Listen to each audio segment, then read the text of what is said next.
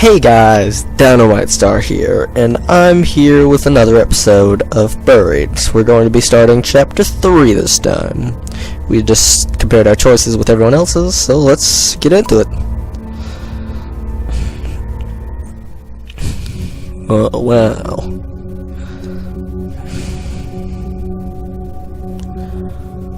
We follow Marcus into what I can only describe as a control room of sorts. There are countless computer screens, some of which are obviously coming back on from having been shut off. Everything looks extremely complicated, from screens filled with code and data to what is obviously a security system. It reminds me of a miniature version of the operations center in just about every space travel movie I've ever seen. Marcus is running from one screen to another, apparently looking for some pertinent bit of information. "Where's the first aid kit?" I snap at him. Marcus stops in his tracks as if he has forgotten the whole reason for bringing us down here. "Oh yeah," he says, rushing to the left side of the room. There he hunkers down by an open panel in the wall, what I assume is the emergency vault from where he got the rifle. Let's look in there. I wouldn't know it's on the computer monitors. I peer over Marcus's shoulder into the vault he's opened. It's much larger than it looks from the outside. It's partially filled with file folders marked classified, a few rounds of ammo for the rifle, a peculiar plastic kit filled with syringes, and a locked black box.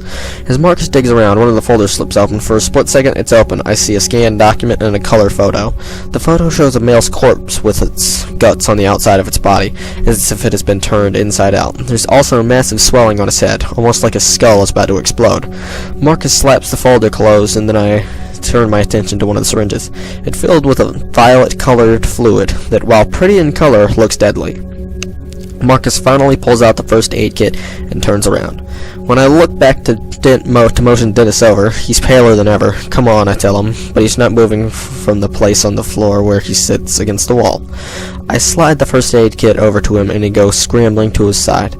Between the struggle for the rifle upstairs and arriving in this room, he's faded fast.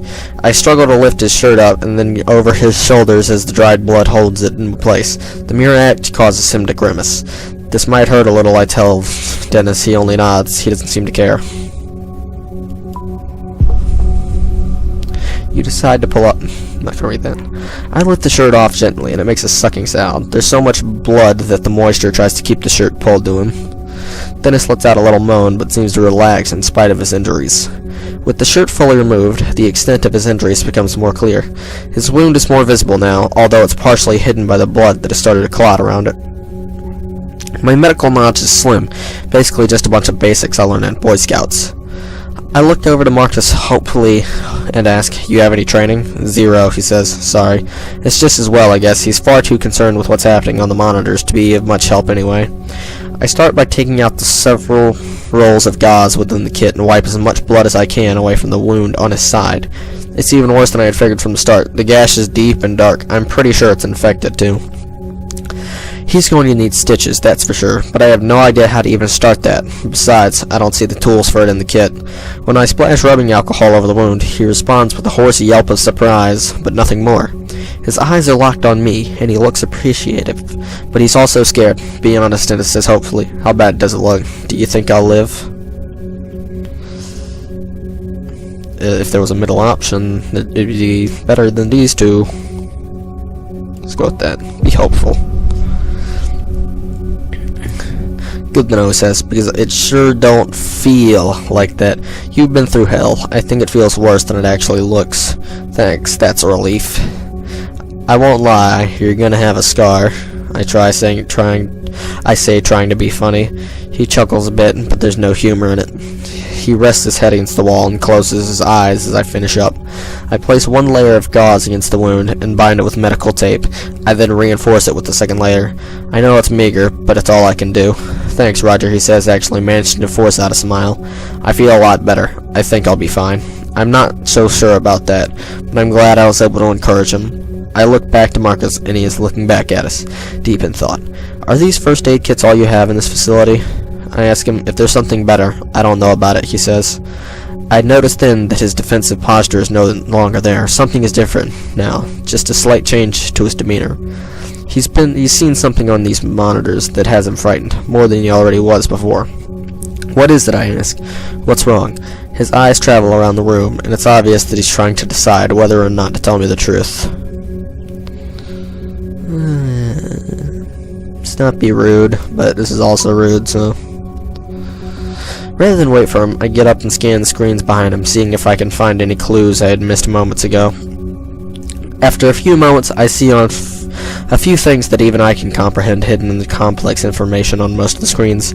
On one screen, I see what looks like a power meter that is slowly climbing upwards. A single message is flashing beneath it. It reads, "Unexpected power failure for an entity." Another message trickling along the bottom of the black screen says, "Safety locks on. Level 3 containment doors engaged. Override?" I see still ceilings on a few other screens that I assume are security cameras showing hallways and passages from elsewhere in the facility. One of them shows the first level hallway we were on just a few minutes ago. Another shows a hallway I don't recognize. The floor is covered in blood. From just off the screen, I see what I think might be a human body, but it's bent in an impossible way. It looks like the body's legs and torso have somehow been merged or melted into the floor. What happened to that guy? I have no idea. I didn't see it, he says. Whatever happened to that guy must have happened in the last minute or so. What the hell, I ask. There's something still happening? Are we still in danger? He turns away, clearly fearing he has already said too much. And as bad as that might be, that is, there's a scene on another monitor that makes my blood go cold, and my fear spiked its levels somewhere near terror. The scene is familiar. It's the logging site. The equipment is unmistakably mine. I can even see my truck. Something like fury starts rising in my guts, momentarily pushing aside the fear. For a moment, I consider just tearing into him. A few punches and a shove against the wall, nothing more. I want answers, and I want them now, but I'm not sure what would provide more answers, asking calmly or kicking his ass.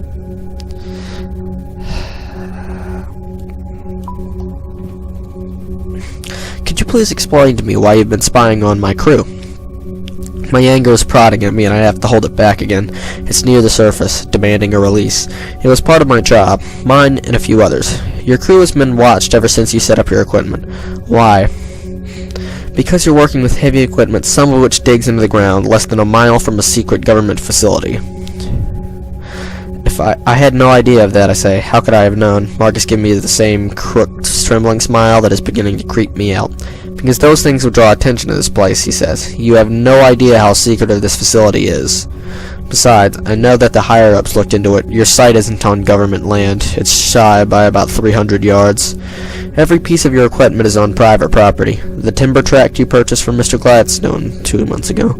So even if we wanted to intervene and keep your crew away, we couldn't have without stirring up a fuss. The fact that someone with such a low-level clearance knows this much about my logging crew is unnerving. If you've been watching us, why didn't you recognize us when we met in the hallway, I ask. He shakes his head and exhales, like it's obvious. The cameras have a bird's eye view. I can't see faces. We just track bodies and names. Let's keep going calm. So since you have all this surveillance, do you know where the rest of my crew is? I do my best to keep my voice level, even though my impulse is to shout.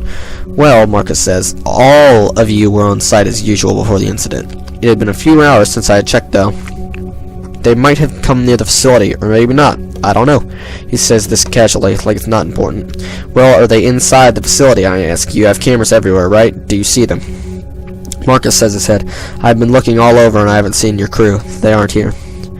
But, he adds, the lower levels don't have any cameras classified. I'm not sure how they would have gotten there, but it's a possibility. I'm still shocked that we were being watched. Do they know everything about us? I'm telling you, Marcus said. The depth of influence in this facility goes deep. There are 36 employees down here. Outside of those employees, only 5 other people knows this place exists. Keep going calmly. What do all these people do here, I ask, keeping my voice level. He doesn't even pause to consider it, if he should go any further. He actually laughs when he gives me the answer. I honestly don't know everything, probably very little. But what I do know is that it's more than Black Ops. What does that mean, I ask? There are scientists here who have been disowned by their own governments because of the nature of their work. You get it now? I don't, not at all, but I don't want to know about that. You said there are 36 employees, I say. Where are they now? He shakes his head. As far as I know, everyone else is gone. Gone where? He points to the screen that still informs us of the unexpected power failure, and cringes. If this power failure was not corrected in time, there's no telling. But they're here in the facility somewhere, right? I ask, hoping someone will be able to help Dennis better than I can. I just don't know, Marcus says. They could be anywhere. Look, I say, furious with the way he's talking riddles. I don't... Oh, God, Dennis says. I look over to him, and he looks as pale as a ghost. He stood up, and his eyes are locked on the monitor closest to him.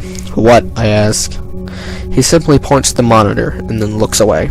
I look to the monitor and see the logging site, but more specifically, I see the overturned dozer and the leg sticking out from under it, wearing work boots, right where I left him. Tony. The fact of his death seems abstract, almost like it happened in some other world or a very long time ago.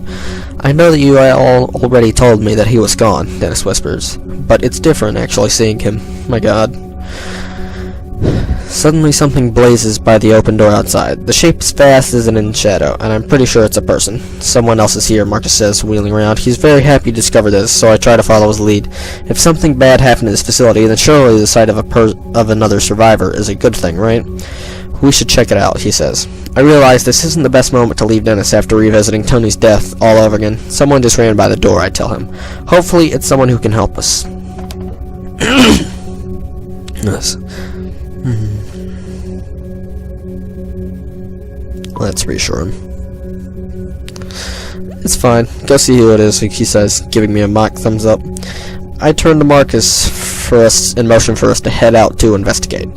Let's be careful, Marcus says. Depending on who it is, they might not be as hesitant to shoot a stranger as I was. I nod at him as I head for the door. I'm still holding the rifle in my hand, and I don't know if I have the guts to actually use it if needed. With the final look to Dennis, I run out into the second-level hallway.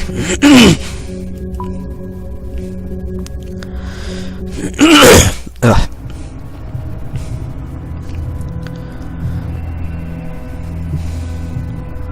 Marcus follows. There is still fear in his eyes, but also the slightest glimmer of hope.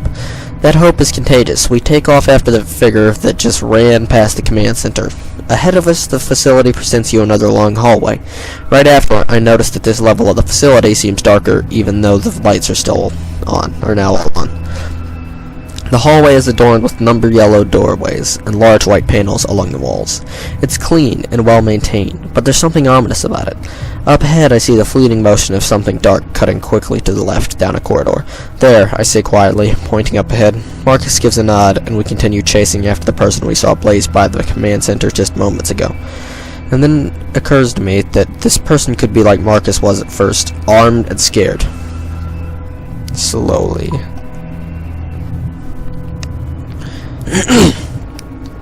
When we reached the intersection, the hall where I'd seen the shadow moving, I ease around the corner just in case. Sure, I had the rifle in my hands, but I don't want to use it unless I have to. I quickly dart around the corner and take the same shooting stance I've seen countless times on TV. There's a woman standing there about 10 feet away. She has reddish blonde hair and a small, mousy build. She looks terrified and is visibly shaking. She's probably in her late 30s, wearing a lab coat with dark jeans and green Converse tops. Sorry.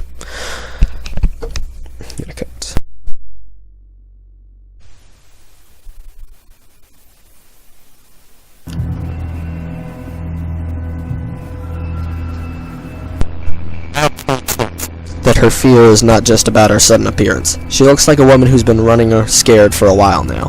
Her hands are raised in surrender. She's not holding a weapon. Marcus slowly approaches, taking a few steps ahead of me. It's Amy, right? He says. She blinks, seemingly surprised that he knows her name. Yes, she says. And you're Marcus. She nods absently and then looks to my rifle. I'm not going to use it.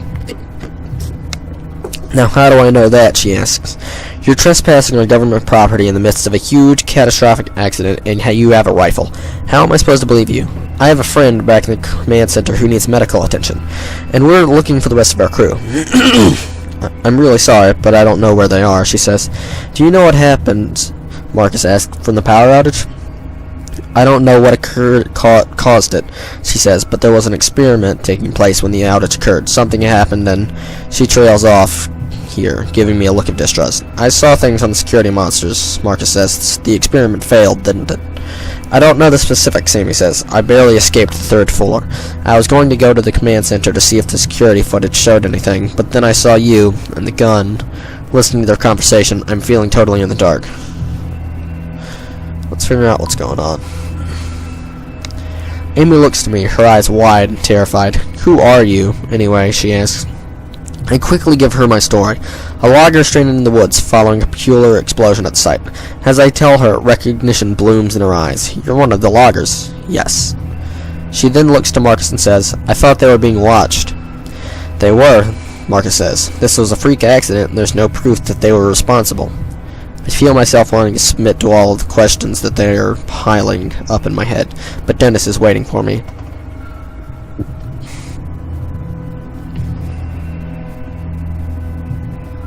I'm not sure what to choose here. More details would be important, but we could probably ask about that back here. So, I decide that despite my curiosity, I need to get Dennis help as soon as humanly possible. Look, is there any medical help to be had here or not? Probably, Amy says, but you'd have to find Colonel Barksdale. He knows where all of those sorts of supplies are. And where is he? Where is everyone else, I ask. At this, Amy starts to weep. She falls to her knees as if someone struck her from behind. Gone, she says. Some were killed, and some were just... I don't know. They disappeared right in front of me.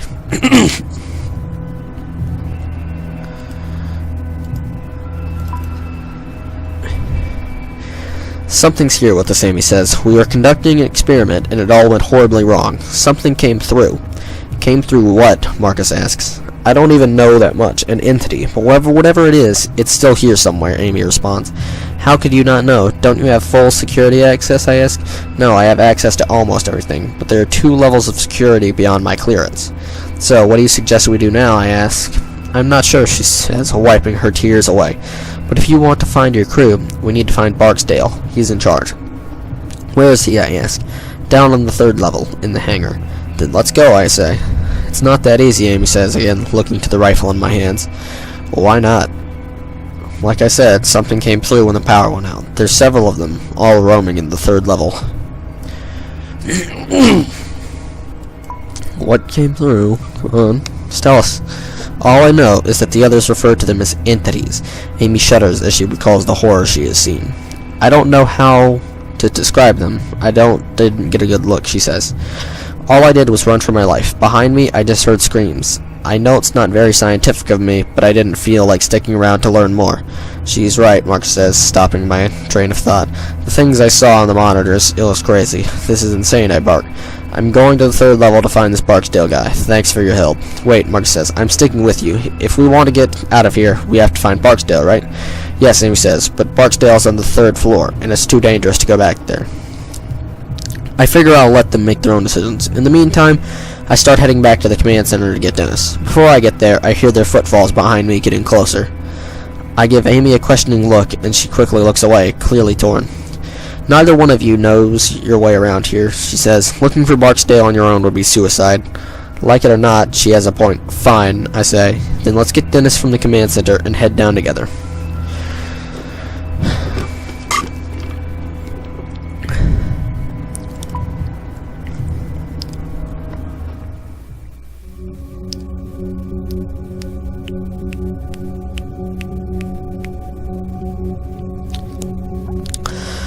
We enter the command center, and I'm happy to see that Dennis has regained some of his color. We're going to get your help, I tell him, and then we're going to find our crew and get the hell out of here. More help would be great, he says. With the way you took an hour to get my shirt off earlier, I'm not letting you touch me again. Wait, Amy says. Maybe one of us should stay here with him. I'll be okay, Dennis says. He stands to his feet with a grunt.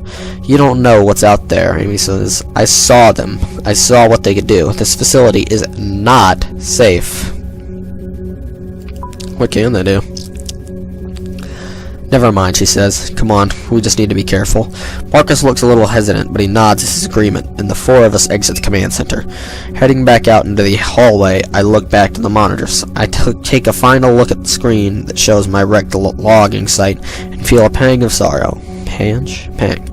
Then I look to the other monitors showing live feeds of the facility's security cameras. I try to tell myself that I'm not looking for any sign of Amy's creatures, but I can't. That's exactly what I'm doing, and there's no need to pretend otherwise.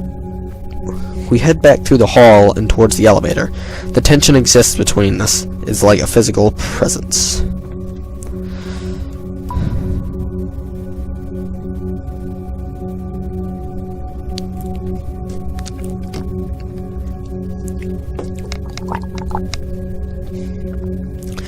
We step inside the elevator, and those pristine doors close. Inside the elevator, Amy seems to become much more guarded and distant from us. I want to assure her that I mean no harm, but I'm not going to put the rifle down. So you have pretty high clearance in this place, right? I ask her. That's right. So what kind of experiment are we talking about here? What went wrong? When she starts to answer my question, I can tell that it is something of a relief for her to get some of it off her chest. There's been a lot of work on a project taking place here over the last 3 years or so. The purpose is to find out if there's any real viable science behind point-to-point instrumentation. Like teleporting, I ask? Oh my god, Marcus says. I had no idea. I knew there was some weird stuff here, but nothing this insane. It's really not all that insane, Amy asks. We found our first major breakthrough about 9 months ago. We were able to transport a live rat from its cage on level 3 to a small lab in New Mexico. The trip took the rat 5 seconds. Are you kidding me? Dennis says. I can tell that he wants to sound as if he is mocking the idea, but he fails. He is scared. That's not all. The problem was that when the rat arrived, its retinas were detached and its intestines were on the outside of its body. What does that have to do with this now?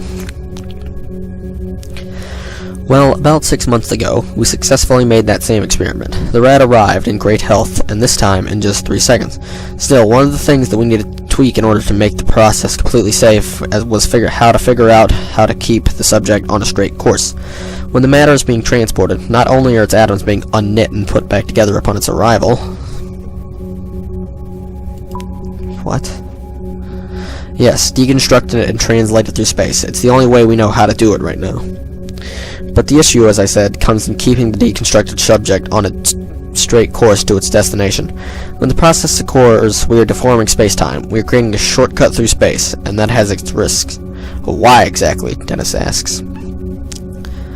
Because there are many more dimensions in space than the 3 we exist on, she explains. There's some evidence that there are many as 10. So, when you send the rat in New Mexico, it's like traveling through another dimension to get there, I ask. Basically, and because of that, we were trying to get a better understanding of what those other dimensions are capable of. Things that a great deal of the population would be scared of if they knew what we were doing here, hence all the privacy. Then today, the power went out, as we were right in the middle of an experiment. Something happened. What? I don't know. She speaks with the authority of someone who knows what she's talking about. Let's ask that. Other worlds, other Tegmark universes, where our laws of nature don't apply, she says, not bothering to explain what that means. I'm not cleared for such things, but I do get the reports. What reports? Marcus asks. I'm giving full access to the reports of the tests. In other words, Marcus replies, clearly upset, you guys have been peeking into other dimensions and taking notes on what you see. I can't believe I've wasted my life for this, he murmurs to himself. He looks like he's starting to freak out. Amy is quiet. Her expression indicates that she's waiting see...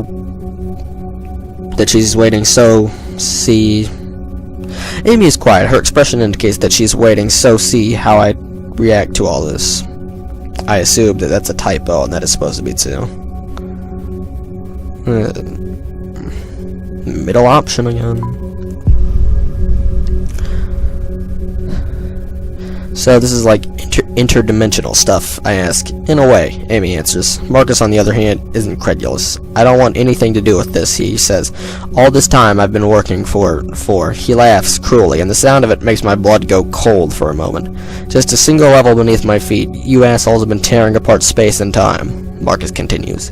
When the elevator door is open, I can't get out fast enough. The tension is growing way too thick for my liking. Outside of the elevator, we step out into what appears to be a massive industrial area. The carnage waiting for us is unlike anything I'd seen in the upper levels.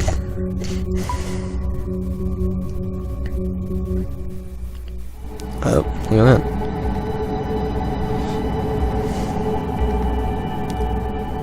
The area looks industrial, like everything was built for utility owning.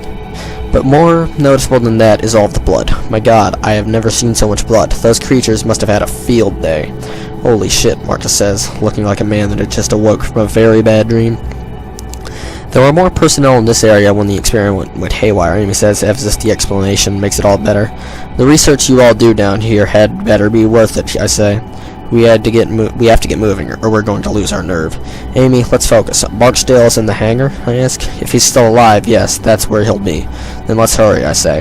As far as I can tell, Dennis is doing much better, but I'm beginning to grow tired of trying to keep my fear at bay. Between the blood on the floor, the silence of level 3, and Amy's talk of the lab rats, I'm getting freaked out. I don't know where I'm going. Why would I do that? The four of us start walking ahead, Amy taking the lead. We stop walking when we come to the remains of what looks to be 3 different people. It's hard to tell how many bodies there were, because they have been torn to shreds and are distorted. 2 of the bodies look as if they have been fused together. Another man looks to have had his leg welded through the floor. I can see this man's face. He died in an abject state of horror, his mouth pried open in an eternal scream. Let's not do that.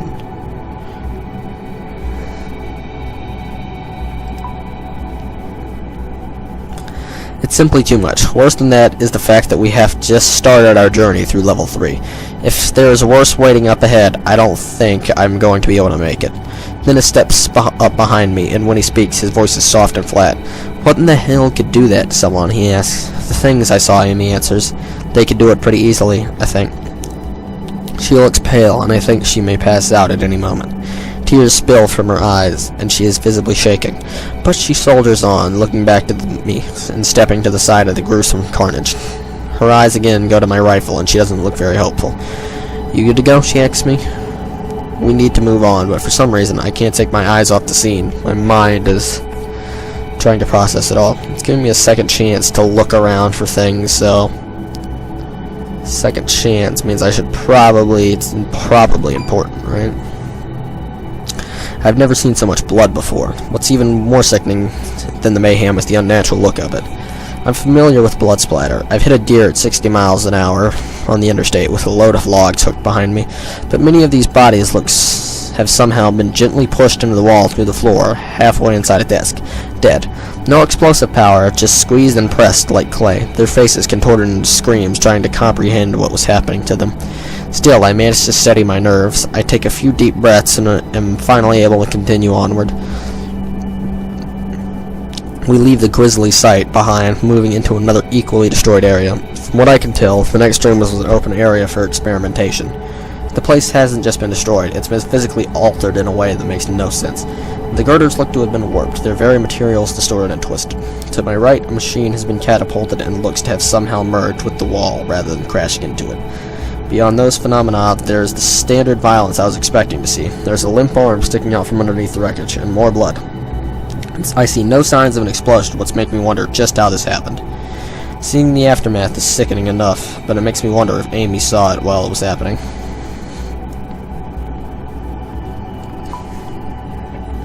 Let's confront the elephant in the room. I only caught a glimpse of it, she says, taking a deep breath. I was closest to the exit, so I just started running. But it was like trying to focus your eye on something that was just too close. People's bodies just started twisting and turning. And the thing that did it looked like she doesn't finish. She's cut off by some sound echoing through the facility. It comes from behind us and slightly to the right. I'm not sure what it is, but it makes my blood feel like ice.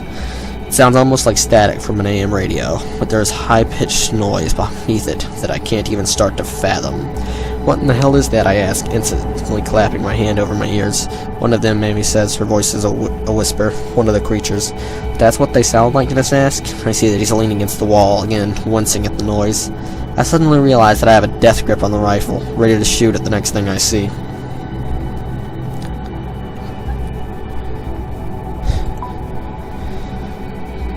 About 100 meters, she answers, not far. Everything seems to take this as the cue to start moving again. We make our way around the office wreckage, and with new purpose in our step. We barely make it to the other side of the room, approaching a dark hallway when another high-pitched noise sounds out. This one is louder, closer.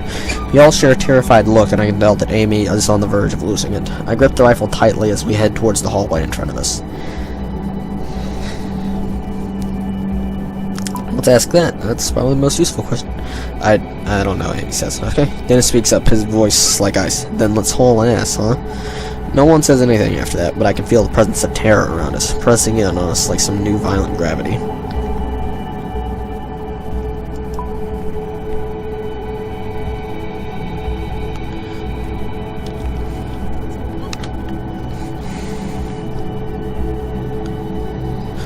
small utility hallway is well lit. It looks as if it was designed to only be used by select maintenance workers.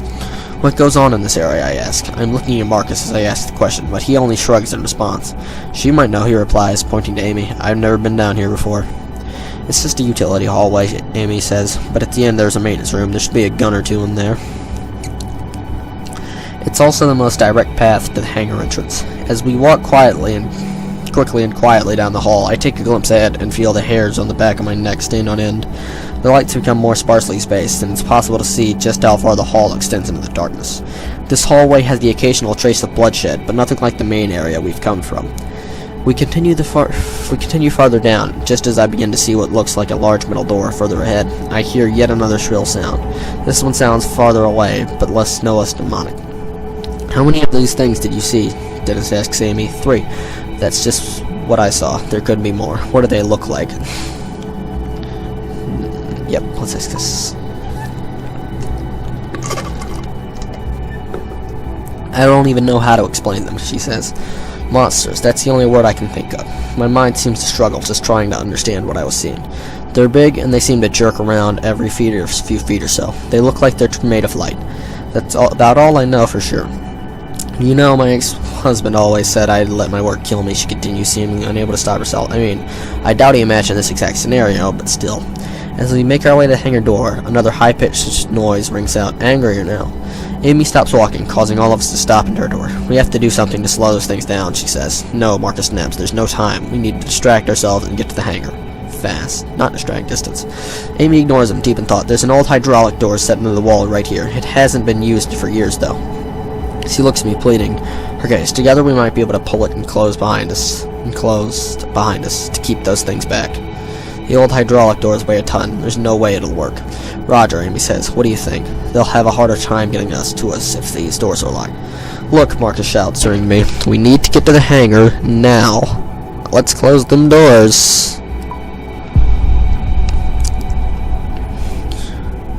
Damn it, Marcus says. We don't have time for this. Amy ignores him and starts feeling along the hallway for a groove. Dennis and I start looking as well. A minute passes, then I see a small metal frame that runs from the floor to ceiling. Is this it? I ask. Yes, Amy says. I look to the floor and see an old metal track that runs along the frame. Let's move it, I say. Amy, Dennis, and I start pulling as hard as we can, but it barely budges an inch. Behind us, that static noise rings out again. My heart seems to stutter, and Marcus lets out a little whine. We're running out of time. We need to go, Marcus screams. Those things are getting closer every second. We're wasting time if we don't get this thing down. It won't make a difference, he says. Shut up and help us, and then we'll find out, I shout. Reluctantly, Marcus walks over and grasps the door. We all groan as we strain to pull. It starts inching slowly and begins moving steadily. Once we get it started, it slides easily. As we near the wall closing off the hallway behind us, I think I can see the merest glimpse of an odd illuminated shape in the darkness. It's cut off by the slight thump of the hydraulic door being pushed against the frame in the opposite wall. Amy turns a lock into place. Great, now let's haul ass, Marcus says. We all turn and get moving in, still feeling unsure about our prospects. The fact that yet another shrill noise stands out elsewhere in the facility is not calming. And then there are 2 of them. It's almost like they're calling out to one another. The door to the hangar sits up ahead like the entrance to some enormous labyrinth.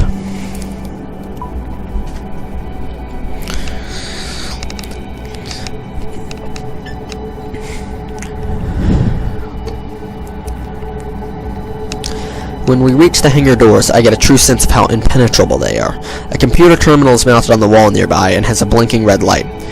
Any idea what this means, I ask? It's an automatic lock, a fail-safe from the lockdown, says Amy. I've never been down here before, Marcus says. If I had known this door was here, I would have opened it earlier. How? Amy asks. The fear in her voice is more present than ever. From the command center, he says. You need to override from there first, then use this terminal to open the hangar doors.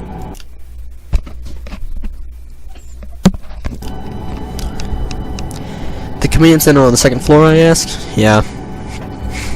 Amy shakes her head and lets out a nervous laugh. Are you kidding, she asks. We just pulled that hydraulic door and blocked off the hallway, remember? If we want to go into the hangar, we have to get back to the command center, Marcus says. Isn't there another way? Turning to Marcus, Amy replies, well, there is another elevator, but we'll need to go through biochem storage. I need to stay with Dennis so I can rest. You two go. You know your way around this place, and you know the controls, Marcus. Fine, Marcus says, but we'll need to be armed. Eeny, meeny, miny, mo. Catch a tiger by the toe. If it hollers, let it go. Eeny, meeny, miny, mo.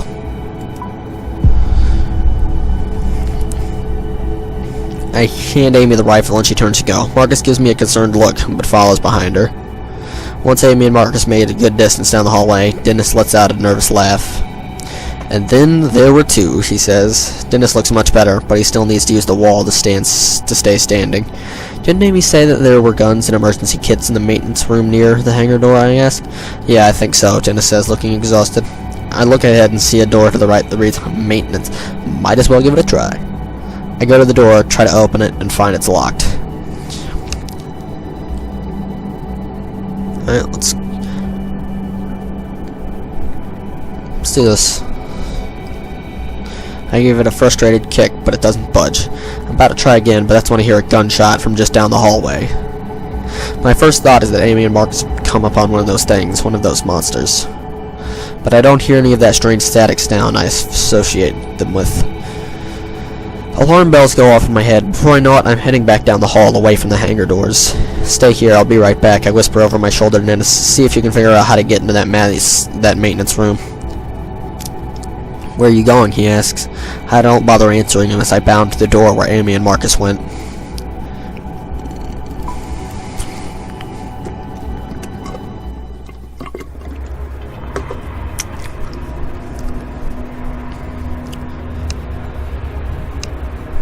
As I enter the biochem room and start walking between the massive silos, I wonder what classified chemicals could be inside of them.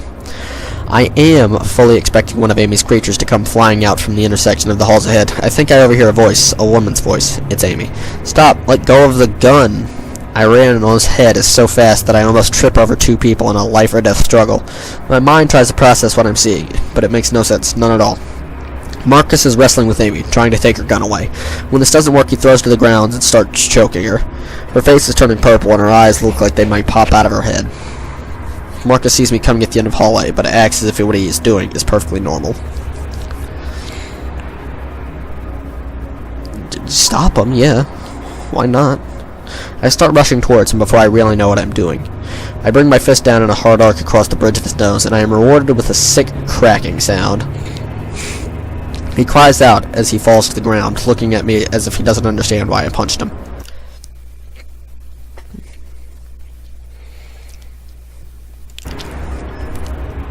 On the floor, Amy clutches at her neck and gasps for breath. I start to fear that I was a moment too late, just as I see that the rifle has been thrown across the floor. Marcus seems to notice this at the exact moment that I do. Beat him up. I deliver a surprisingly strong blow with my right hand, clipping his chin from an awkward position. I'm in the process of planting a knee in his chest to hold him down, when his left foot comes out of nowhere, landing hard. The kick catches me squarely in my ribs, knocking the breath out of me. What the hell are you doing? He yells at me. By killing her, I'm saving us. All of this was her fault. I sense that he truly believes this, but if that's the case, then why not just attack her when we were all together? The answer is simple. We might have stopped him. He wanted to kill her in private. And then what? Would he have done the same to Dennis and me? It seems fitting, really. When we first came upon Marcus, he held a gun to us. He'd been so relieved to see another human being that I have underestimated just how unhinged he was.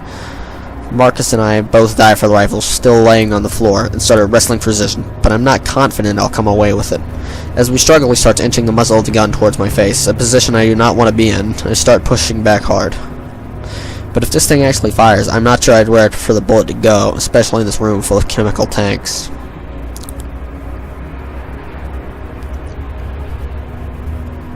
Do I want to kill him? I don't think I want to kill him, so that. I grunt as I push the muzzle of the face away from both of us, which ends up being towards the large tanks. The struggle, the gun does go off, and after a flash, a bullet hole appears in the side of one of the tanks. Well, are we all screwed? Maybe. A strange green liquid starts to leak out, and I hold my breath, hoping it's not explosive or harmful. It's not. As soon as it lands on the ground, some kind of thick, twisted moss starts to grow unnaturally fast.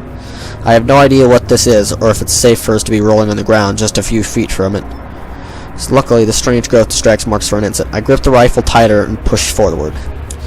The side of the rifle catches him directly in the chin. His head snaps back, and his hands release the rifle. I get at my feet as quickly as I can, swinging the rifle back around on him. For a moment, I think I've knocked him out, but his eyes flutter, and he looks at me as if I've betrayed him. Her people, he says. It was them that did this. She deserves to die. She did this. I look to Amy and wish I could help her. I'm relieved to see that she is managing to draw in a few breaths. Her legs move as she tries to push herself into a sitting position. You wouldn't know, Marcus says. You didn't work here under their secrecy. You don't know what it was like to... He surprises me by lunging towards me, leaping from the floor like a human projectile. I don't have time to aim carefully. I have to react fast. Shoot him. I react before thinking, my muscles taking over. My finger squeezes the trigger. The blast is deafening as I watch Marcus fall to the floor. A terrifying thought races through my mind. If one of those things are here and they didn't know where we were before, they sure as hell know now. Marcus falls to the floor, and I see right away that I shot him in the shoulder. His right arm dangles loosely, already covered in blood. He roars in pain on the floor. Only after a few moments I realize that they are not purely screams of pain. The bastard is calling for them, calling for those creatures to come for us. This place is evil. Along with everyone involved, he wails from the floor. If you are taking your side, then you deserve to die, too. If you want to stop me, you'd better do it now, you coward. The rage in his eyes at Amy, as well as towards me for stopping him, makes me think that he'll deliver on his threat. I raise the rifle. Every urge in my body wants to make sure he doesn't come back to bite us.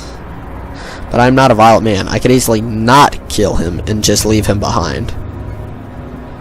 I don't know if I want to kill him. Like, doesn't that make us just as bad as those other things? Unless they're like wild animals, they're not doing anything out of spite. But this would be killing someone out of spite. No, it's not right. Even if it's just in like a video game. But the first shot with Solder had been instinctual. I can't bring myself to deliver a kill shot. I ignore him and lean down to Amy. You okay, I ask? She nods slowly. Have to go, she says, her voice raspy. They'll be here any minute. Too much noise. I have to hold her arm so she can get to her feet. We start forward, and then I think of Dennis. We should go back to the hangar doors, I say. I can't just leave Dennis there. There's no time, Amy says. You need to come with me up to the command center. Now. We'll be back for him soon. You're all dead now anyway, Marcus shrieks. If they don't get you, I will. He laughs maniacally after saying this, hooting like a madman. As if in response, a high-pitched noise tears through the hallway. I seem to feel it in my bones. They're following the noise now, Amy says, her voice still weak. She takes off away after Marcus, presumably towards the other elevator she had mentioned moments ago. I follow her. As we move out, I hear Marcus slowly pushing himself off the ground and stumble off, slipping in between the tanks and disappearing. We start running, and after the first few strides, another noise sounds out. It sounds mechanical, but at the same time, it also reminds me of recordings I've heard of whale songs. A sound of metallic creaking and crashing echoes through the door I came in through. They've reached the hydraulic door we pulled, Amy says, confirming what I'm thinking. The sound grows louder as it's clear they're struggling with it, which is good. We have a bit more time. I speed up my step to follow Amy as she leads the way to the other elevator. She's panting furiously, but pushes on. I can hear something rattling in her breath, likely the result of Marcus's attack. This makes me imagine how his cold, uncaring eyes must have looked, staring down at her as he tried to deliver her to her death. How she is still forging on is beyond me. I'm sorry about Marcus, I say. It's not your fault, she interrupts. At least you handed me the gun. I just hope we can find a way to survive this mess. Let's be reassuring. I'm not so sure, she says, her eyes fixed straight ahead. I'm not sure I can blame her. I had just wanted to say something encouraging, I guess. We finally come to the elevator at the end of a row of silos. The elevator doors slide open slowly. At this moment, we hear something behind us. A strangled sort of whistling sound. We step inside and turn around to face the biochem room. Thankfully we've been given a few moments to spare. The elevator doors remain open for 3 seconds before they start to slide closed. In those 3 seconds, I see a large shape floating towards us. A phosphorescent like white glow outlines an impossible shape. Behind it, I see another shape that's also into the biochem room, and another. The third one breaks away from the other two, taking a quick right, and moves with eerie speed. That is the direction Marcus is going. Honestly, the thought of them hunting him down doesn't bother me in the slightest. Amy is pressing the button to close the elevator doors over and over, but they stay open for what seems like an eternity. I curse whoever decided these damn doors. Let's hide inside the elevator. Amy and I slide ourselves up against the sides of the elevator, trying to avoid being seen. But I can't help peeking around the corner. I hold the rifle steady, ready to fire, and that's when I see them in a clear light for the first time.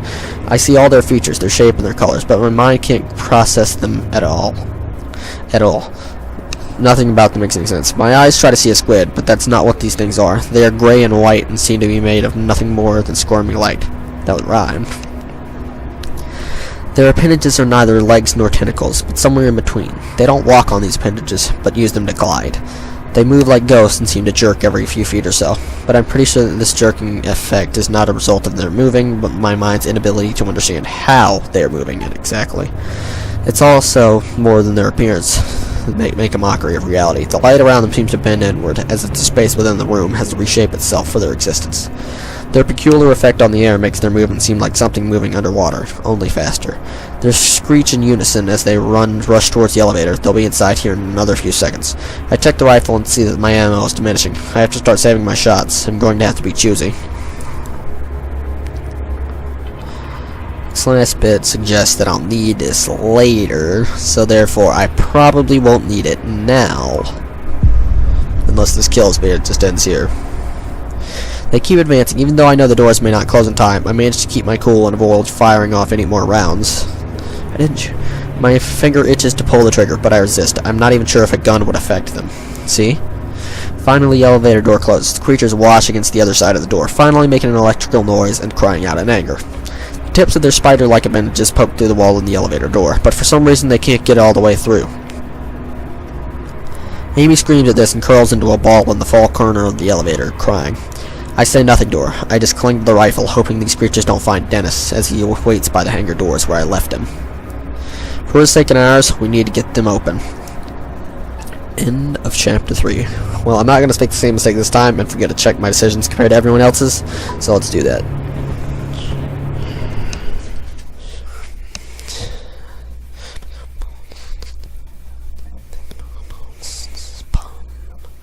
The blunt truth. You and 59% of players told Dennis he'd probably be fine. Slow them down.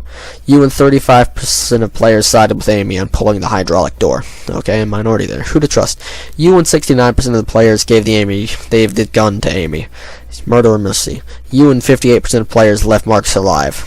You and 68% of players conserved your bullets for later instead of shooting the creatures. Well, that's the end of this chapter. I'll be joining you in the next chapter later, so that's the end of the video, guys. Leave a like if you enjoyed, but if you didn't enjoy, leave a dislike. I guess that's all. Bye.